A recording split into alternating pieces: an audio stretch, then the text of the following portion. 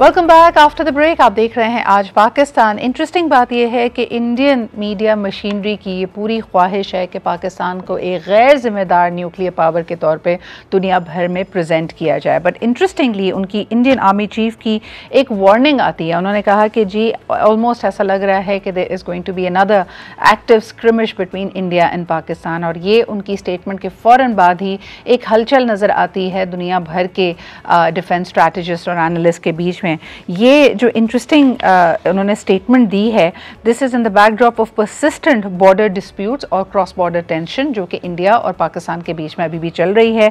और उन्होंने कहा कि this may happen sooner and we are prepared accordingly. ये एक बड़ी मायने खेज उनकी स्टेटमेंट है। आइए ज़रा इसको मज़ीद अनपैक करते हैं, समझने की कोशिश करते हैं। Senior journalist and analyst Aamir Zia साहब हमारे साथ मौजूद हैं। आइए उनसे जानते हैं कि how is he reacting to this statement.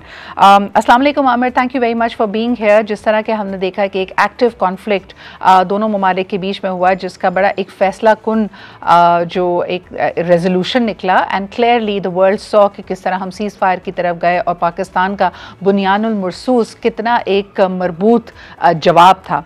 लेकिन इंडियन चीफ का ये कहना कि दे मे बी अनदर कॉन्फ्लिक्ट, ये किस तरफ इशारा कर रहा है? क्या इंडिया कोई हमला प्लान कर रहा है इस वक्त? देखिए, एक बात तो पाकिस्तानी पॉलिसी मेकर्स और जो भी पाकिस्तान इंडिया के ताल्लुकात को एनालाइज करता है कि मई के कॉन्फ्लिक्ट के बाद, 4 रोजा कॉन्फ्लिक्ट के बाद भारत को काफी सुबकी हुई है और उनको जो है अपने आप का एक तो उनका इंटरनेशनल जो स्टेचर था कि they wanted to place themselves as a counter balance to China, वो बहुत बुरी तरह से मुतासर हुआ है। फिर उनकी डोमेस्टिक पॉलिटिक्स के अंदर भी बहुत ज्यादा जो है उनको नुकसान पहुंचा है मोदी साहब को। तो वो उनकी ख्वाहिश है कि किसी तरह से स्कोर को सेटल किया जाए ताकि वो बता सकेंगे जी हमने जो है ये काम करके दिखाया।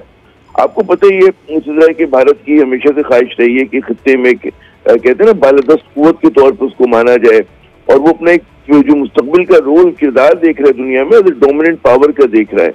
लेकिन हो ये रहा है कि बैकयार्ड में पाकिस्तान उसको चैलेंज करता है और पाकिस्तान उसकी बालादस्ती को, डोमिनेशन को नहीं मानता। तो उसके लिए ये लोग कोई ना कोई मनसूबाबंदी करके कोशिश करेंगे कि एक तो दायरे के बिला वास्ता तो कर ही रहे हैं, दहशतगर्दी तो कर ही रहे हैं पाकिस्तान में। और वो आपको पता है कि बलूचिस्तान हो, केपी हो, उनके जो फुटप्रिंट्स है दहशतगर्दी की हर जगह है। लेकिन साथ साथ एक बराह रास्त भी वो कोई एडवेंचर या मुहिम जो ही कर सकते हैं और उसके लिए दायरे के पाकिस्तान को हम वक्त तैयार रहने की जरूरत है। जैसे कि हमारी आर्म फोर्सेज ने मई में बिल्कुल साबित किया इस चीज को कि उस कामयाबी को, एक वो कामयाबी बहुत बड़ी थी पाकिस्तान के लिए। लेकिन दायरे की वो फैसला कुन नहीं है।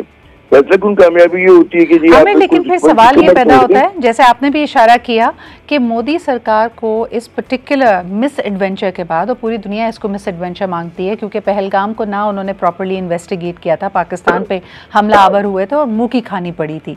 सवाल ये है कि इसके बाद जो भारत विद इन इंडिया आवाज़ें इस वक्त उठ रही हैं और मोदी साहब से सवाल किया जा रहा है कि लार्जर हिकमत अमली क्या थी, इंटरनेशनल रिलेशंस में आपका क्या इसके ऊपर था।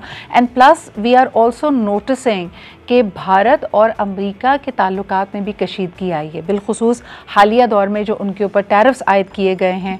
फिर बड़ा खुले अल्फाज में प्रेसिडेंट ट्रंप ने इस बात की तनकीद की है कि भारत एक तरह से यूक्रेन और रशिया वॉर में ईंधन डालने का काम करता रहा है bye purchasing the Russian oils. क्या इस वक्त भारत एक और एक्टिव कॉन्फ्लिक्ट पाकिस्तान के साथ अफोर्ड कर सकता है? देखिए, जब सियासतदान डेस्परेशन के शिकार होते हैं वो कुछ भी कर सकते हैं। मंतक ये कहती है कि जी 2 न्यूक्लियर जौहरी ताकतों के दरमियान इस किस्म का जो थ्रेशोल्ड है लड़ाई का, उसको इतना नीचे ना लेकर आया जाए। लेकिन भारत लेकर आ गया है। आप देखें ना कि उन्होंने एक जो उनका फलसफा जंग है उसके तहत तो इन दोनों न्यूक्लियर ममालिक के दरमियान जो है अमन जो है वो यरगमाल किसके हाथों बन गए? नॉन स्टेट एक्टर्स के। अच्छा, इस मरतबा जो भारत ने वो पहले भी कोशिश की थी बालाकोट के वाक़े में कि वो सरहदों पर हमेशा पहले छेड़खानी होती थी, सरहद पर लड़ाई होती थी, आप शहरों को जो थे अवॉइड किया करते थे। लेकिन यहाँ पर जंग जो शुरू हुई है वो एकदम शहरों पे हमला करने से हुई है। उसका जवाब भी पाकिस्तान ने उसी तरह से दिया। तो इन्होंने जंग के डायरेक्ट बदल दिए, उस थ्रेशोल्ड को नीचे लेकर आ गए पूरे खित्ते के अमन के लिए और आर्मी अमन के लिए। बिल्कुल आमिर, ये एब्सोल्युटली राइट। लेकिन जो हमेशा हम पिछली दिहाई में एक definition of non state actors देते रहे हैं, हमने कहा ये रेडिकलाइज्ड टेररिस्ट हैं जो कि किसी भी रिलीजियोसिटी का लिबादा ओढ़े हुए हैं, और इसका नुकसान पाकिस्तान ने भारत से कई गुना ज़्यादा उठाया है गुज़िश्ता दिहाइयों में, when we were fighting the war against terrorism. लेकिन इस वक्त जो आपने बात की नॉन स्टेट एक्टर्स की, दोनों ममालिक का इस वक्त ये जो मौक़िफ़ है वो ये कि these non state actors are backed by the government of the other country. इसके ऊपर आप क्या कहेंगे? क्योंकि भारत भी यही इल्ज़ाम पाकिस्तान पे लगाता है, और पाकिस्तान में भी दहशतगर्दी के, रेडिकलाइजेशन के, इनसिक्योरिटी के जो ताने बाने मिलते हैं वो इन नॉन स्टेट एक्टर्स के मिलते हैं, that have and there is clear evidence that this is backed by the Indian lobby, the Indian government. ये बहुत बड़ा फर्क है। देखिए, पहली बात ये कि दहशतगर्दी की तारीफ जो है वो अलग अलग है। पाकिस्तान में जो कुछ हो रहा है उसको इसलिए दहशतगर्दी कहा जा रहा है कि यहाँ पे कोई डिस्प्यूटेड कॉन्ट्रोवर्शियल का कोई मतलब पीस ऑफ लैंड नहीं है। यहाँ पे जो है जिस तरह से सिविलियंस को, सिक्योरिटी फोर्सेस को निशाना बनाया जाता है, वो उस तरह की दहशतगर्दी है कि जो आलमी एजेंडे पे डिफाइंड इसको उसके उस पर उतरती है, कुलियों पे पूरी उतरती है। जो कश्मीर में होता है, मकबूजा कश्मीर में होता है, वो एक तहरीक आज़ादी है। दोनों में बहुत बड़ा फर्क है। कश्मीर जो है एक इंटरनेशनली रिकग्नाइज यूएन चार्टर के तहत डिस्प्यूटेड रीजन है। वहां पर अगर लोग जो है मज़ाहमत करते हैं, वो बगैर असलहे के करते हैं, पुरम तरीके से करते हैं, असलहे के साथ करते हैं, काबिज फौज के खिलाफ, उसको आप दहशतगर्दी करार नहीं दे सकते। यहाँ पे ये बड़ा एक बुनियादी फर्क है पाकिस्तान में और भारत के बयानिए के अंदर। यहाँ पे जो हो रहा है, यहाँ पे कोई डिस्प्यूटेड लैंड नहीं है। यहाँ पे जनाब आपको पता है कि चाहे आप बलूचिस्तान में करवा रहे हैं या केपी में करवा रहे हैं, उसके अंदर एक इंतहा पसंदी की सोच है।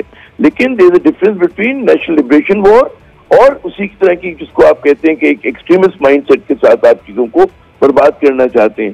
तो जाहिर है कि वो दुनिया को पता है। और हुआ ये कि जो 9/11 के हमलों के बाद जरा भारत के मौक़िफ़ को तक़वियत मिली है, क्योंकि ओवरलैप कर गया था पैन इस्लामिस्ट जो एक टेररिज्म है वो एक नेशनलिस्ट मूवमेंट के साथ, तो और उसमें पाकिस्तान को जरा सा पीछे हटना पड़ा है। लेकिन पाकिस्तान को इस पोजीशन को नहीं छोड़ना चाहिए कि कश्मीरियों को बिल्कुल हक हासिल है कि वो अगे काबिज फौज के खिलाफ ऐसी फौज की वहाँ के डेमोग्राफिक्स को बदल रही है, वहाँ के लोगों को अक़लियत में तब्दील कर रही है, उनके मतलब है माशी मफादात पे उनके ज़र पहुँचा रही है, तो उसके खिलाफ ज़ाहिर है कि मुज़ाहमत करेंगे। बल्कि आप ही की बात को सेकंड करते हुए एब्सोल्युटली आप ही की बात को सेकंड करते हुए हमने ये भी देखा कि पीर के रोज़ यूएस ने बीएलए को डेजिग्नेट किया है as a foreign terrorist outfit. तो दोनों जगहों पे जो नॉन स्टेट एक्टर्स हैं जिस पे इल्ज़ाम ये लगता है कि दे आर गवर्नमेंट बैक, उनमें बहुत फ़र्क है।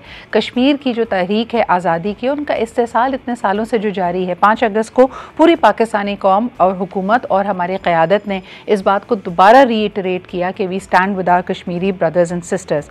इसके अलावा एक दफ़ा एक और चीज़ के ऊपर आपकी तवज्जो चाहूँगी आमिर। पाकिस्तान ने एक दफ़ा फिर कहा है कि Islamabad has again very very strongly condemned कि न्यू दिल्ली का एक क्रॉनिक ऑब्सेशन रहती है चीज़ों को सेल्फ सर्विंग अंदाज में डिस्टॉर्ट करने का। और हाल ही में उन्होंने एक दफ़ा फिर chief of army staff field marshal Asim Munir साहब की स्टेटमेंट को अपने तई मोड़ तरोड़ के, और अगेन वही जो उनका एक पुराना वतीरा है कि पाकिस्तान को एक गैर जिम्मेदार न्यूक्लियर स्टेट के तौर पर दुनिया के सामने पेश किया जाए, उस अंदाज में उनकी स्टेटमेंट को डिस्टॉर्ट करने की कोशिश की है। इस पे आप क्या कहेंगे? एंड दूसरी तरफ उनके आर्मी चीफ कहते हैं कि there is going to be another war. एक तो बात ही कि भारतीय मीडिया जो है उसको एक ऑब्सेशन है पाकिस्तान का। जाहिर है कि वो फियर को बेचता है अपनी रेटिंग के लिए, टीआरपी के लिए, अनलाइक पाकिस्तान के जहाँ पे हमें कोई ऑब्सेशन नहीं है। और ये पहली मर्तबा नहीं हुआ। आप याद करें कि जब ओवरसीज उसके कन्वेंशन से खिताब करे तो टू नेशन थ्योरी की बड़ी मासूम सी बात की थी, जो हमारे यहाँ हर स्कूल कॉलेज में पढ़ाई जाती है। उस पर इन लोगों ने कितना एक शोर मचाया था जब आर्मी चीफ ने कहा था कि जी टू नेशन थ्योरी जो है हमें अपने बच्चों को, नौजवानों को, नई नस्ल को बतानी चाहिए ताकि they should not forget the story of Pakistan, the creation जो उसकी हमारी हुई थी किस तरह से ना। तो ये उनका डिस्टॉर्शन जो है कोई नई बात नहीं है। और मेरे ख्याल में पाकिस्तान को दुनिया जो मानती है कि as a responsible nuclear power मानती है, और पाकिस्तान को वजाहतें देने की जरूरत नहीं है।